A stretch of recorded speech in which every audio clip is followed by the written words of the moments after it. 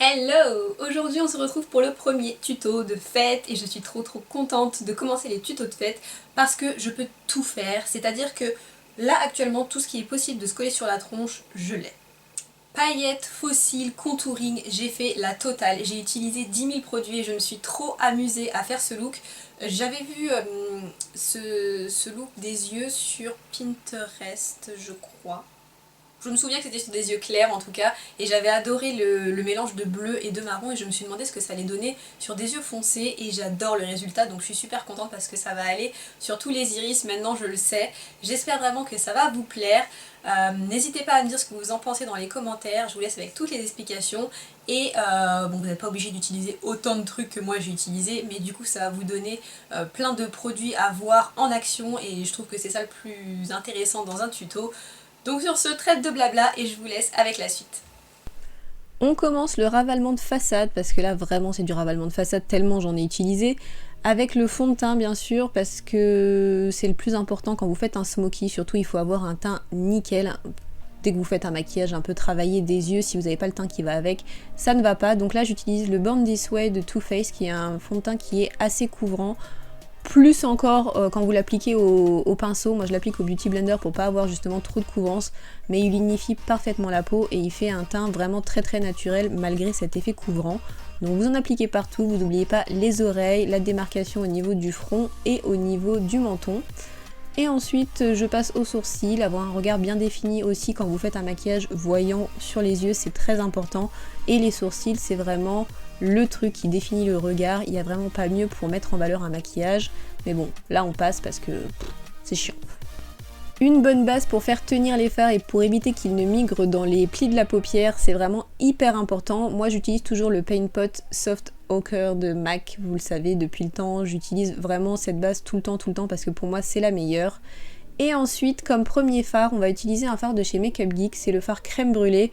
Vous allez voir pas mal de crème brûlée et de peach smoothie je pense dans les prochains tutos parce que ce sont des couleurs parfaites pour la couleur de transition, pour marquer le creux de la paupière.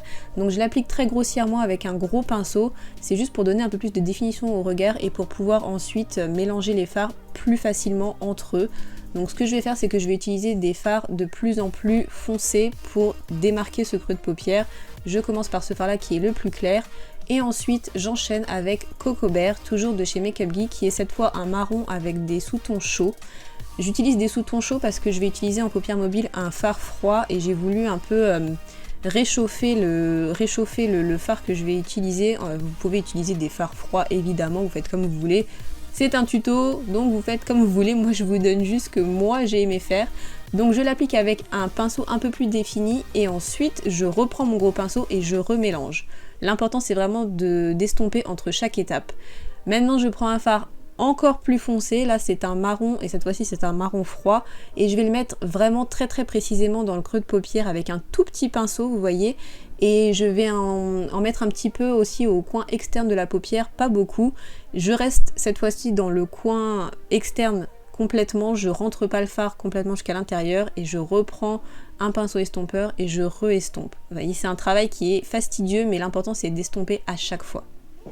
La star du show c'est Houdini de Makeup Geek, c'est un de ces fards foiled, c'est la catégorie foiled eyeshadow et regardez-moi cette couleur, c'est vraiment un fard mais somptueux, je n'ai rien de comparable parmi tous les fards que j'ai et toutes les palettes, il est vraiment magnifique et je tire sur la paupière pour pouvoir l'appliquer uniformément parce que comme c'est très pigmenté, il faut vraiment que ça s'applique comme il faut. Et je vais l'estomper un tout petit peu juste dans le creux très précisément pour pas enlever l'intensité de la couleur. Vous voyez, je reste vraiment avec un tout petit pinceau dans le creux de paupière. Ensuite je vais venir prendre un fard turquoise de la palette originale de Sleek, simplement parce que j'avais envie d'un petit plus, une petite touche un peu plus lumineuse sur le centre de la paupière. Vous n'êtes pas obligé de faire cette étape, c'est vraiment un truc que j'ai fait en plus, simplement pour le plaisir d'utiliser un autre truc, mais c'est pas du tout indispensable, mais ça rajoute un petit peu plus de dimension au fard qu'on a posé avant. Et les fossiles que j'utilise aujourd'hui, ce sont devenus mes fossiles préférés, ce sont les Iconic de House of Lashes. Et j'utilise la colle qui est de la même marque. Et ces fossiles sont somptueux, franchement j'ai envie de les utiliser tout le temps tellement ils sont beaux, ils mettent en valeur le regard, c'est incroyable. On passe à l'anti-cerne avant de faire le ras de cils inférieur, vous savez que c'est comme ça que je procède. Donc mon anti-cerne c'est toujours celui de chez NARS que j'applique sous forme de triangle. Je suis généreux sur l'anti-cerne parce que de toute façon je vais ensuite l'estomper avec un beauty blender. Et pour équilibrer le côté lumineux que je mets sous la paupière, j'en mets également sur l'arête du nez pour pas avoir un gros truc lumineux sous les yeux et rien sur le reste du visage. Et donc je prends mon beauty blender humide que j'utilise pour estomper et ça va absorber tout l'excédent de produit. Si on a mis trop, c'est vraiment le truc qu'il faut faire pour pas avoir la main trop lourde.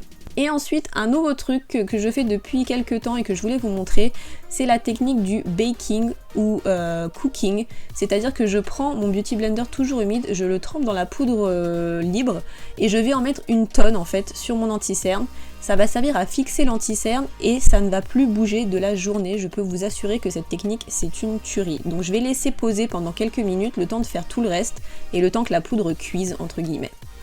Le contour kit de Chanel Beverly Hills, c'est vraiment un excellent produit. Je vais l'utiliser pour réchauffer mon teint d'abord. Donc j'utilise la poudre qui est en bas à droite et qui est la poudre bronzante puisque c'est celle qui est à sous-ton chaud.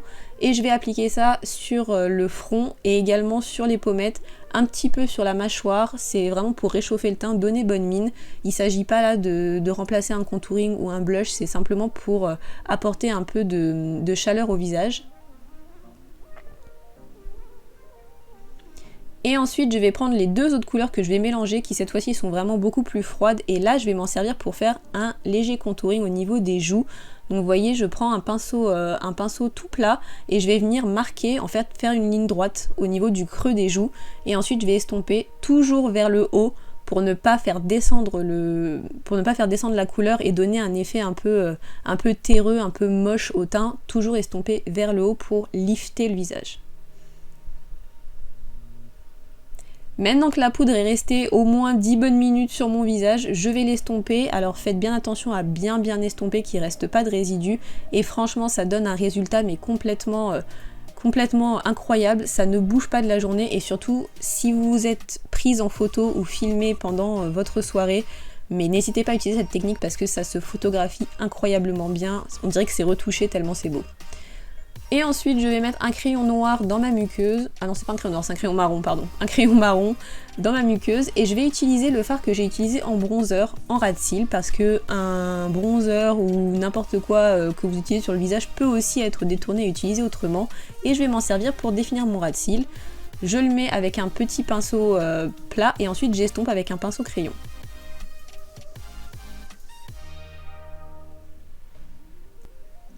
Qui dit fête dit paillettes, évidemment, ce sont mes paillettes préférées, les Soul Sister de chez Lit Cosmetics. J'utilise la colle qui va avec aussi et qui est la meilleure colle que j'ai pu utiliser de ma vie. Mais ces paillettes, c'est un mélange de marron, de bronze, de vert, elles sont mais superbes et alors ça va flatter toutes les couleurs d'yeux. Je les mets en ras de cils, vous voyez, très précisément, vraiment je descends pas trop pour pas que ça fasse des chutes et tout. Et vous voyez, ça fait vraiment tout le look et c'est ça qui fait festif, enfin je trouve ça... Waouh. Une petite touche de mascara pour pas que les cils du bas soient noyés dans les paillettes quand même. Et on va pouvoir passer au reste du visage.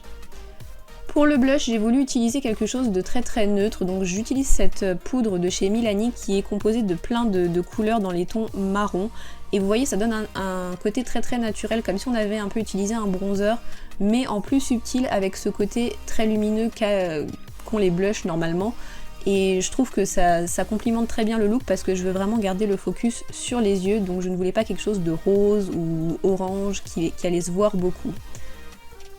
L'highlighter, bien sûr, vous savez que c'est la partie que je préfère et aujourd'hui je vais même pas faire les choses à moitié, je vous annonce que je fais double highlighter, c'est-à-dire que j'applique d'abord le What's Up de Benefit qui est un enlumineur crème couleur champagne. Je l'applique au doigt parce que c'est la manière la plus simple de l'appliquer et je le mets simplement sur le haut des pommettes.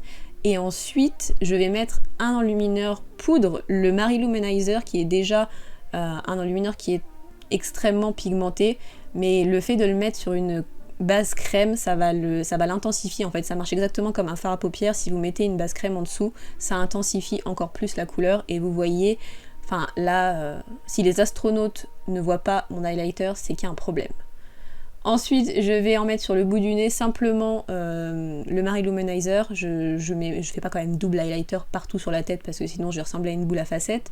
Donc simplement sur le bout du nez et également entre les deux yeux sur l'arête du nez. Alors petit conseil, si vous avez une bosse sur le nez à ce niveau-là, ne le faites pas. Ne mettez pas dans le lumineur si vous avez une bosse sur le nez parce que ça va mettre en avant cette bosse. Donc c'est un petit conseil. Et bien sûr sur l'arc de Cupidon comme toujours pour donner un effet un peu plus pulpeux aux lèvres. La touche lumière à l'intérieur de l'œil, c'est indispensable pour réveiller le regard. Ce que je fais, c'est que je le mélange un tout petit peu, je remonte dans le bleu, dans le Houdini de Make Up Geek pour pouvoir donner un effet un petit peu bleuté à l'highlighter pour pas que ça soit vraiment la couleur champagne qui soit très très dominante. Et sous l'arcade sourcilière, c'est toujours les mêmes endroits, vous savez, quand on est à la lumière naturelle ou quand on est à la lumière artificielle, ce sont les endroits où la lumière tape sur le visage, ce sont ces endroits qu'on essaye de mettre en valeur.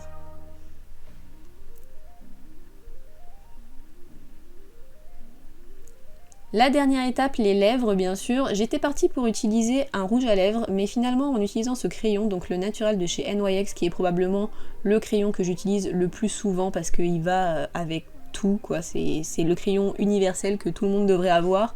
Je me suis dit que c'était une couleur qui allait super bien avec le make-up des yeux, donc je l'ai utilisé comme un rouge à lèvres. J'ai fait mon contour et j'ai rempli toutes mes lèvres. Si vous voulez le garder mat, restez comme ça. Moi j'ai rajouté une petite touche de gloss. C'est le gloss de la même marque et qui s'appelle pareil d'ailleurs, Natural. Et c'est le nude parfait. Et voilà pour le look, j'espère vraiment que ça vous plaît. Je vous fais plein de gros bisous et je vous dis à très bientôt. Ciao!